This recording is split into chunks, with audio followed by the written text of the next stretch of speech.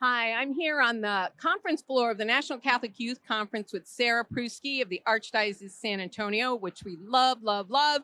People watch us on CTSA. And we're talking about youth ministry in general. Thanks for being with us. Absolutely. Happy to be here.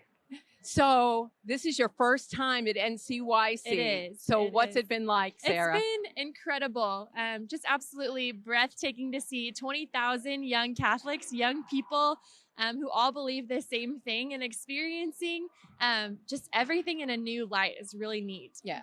It's a great event, certainly a great event. But what's life like in the day-to-day in your role in the Archdiocese of San Antonio? In my role in the Archdiocese of San Antonio, I am an event coordinator in pastoral ministry. So every day is something new. We're coordinating oftentimes current, things that happen all over and over every year, events that reoccur, but also we coordinate new events that are serving our people directly in what they're asking for us to do for them, and how to best serve them. And so it's really fun and exciting to not only be a part of events that are serving, our parishes, but also serving the Archdiocese as a whole and what that looks like. So I know you studied at Texas A&M, like one of your proud institutions there, and you studied youth development and event planning. Yes. So, and I know you worked in the secular world before the Archdiocese. So tell us about that transition. Sure. So I worked in camp and conference ministry before I came back to San Antonio, back to my hometown, and worked for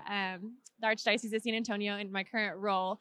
And so that transition for me was just really neat to see how the Lord had been equipping me throughout my entire life in ministry to move from one to the next, and to see how he kind of, he always has great plans from the beginning. Yes, that's for sure.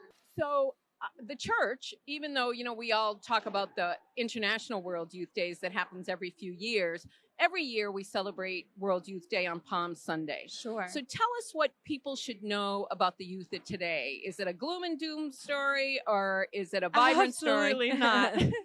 I think the Lord is alive and well, and we have been talking about that here at the conference. The highlights of the past day and a half already have been, Christ is alive, and He's well alive in these young people that are here, and you can see it on their faces as they're experiencing just being around one another and encouraging one another, and encountering each other in their faith.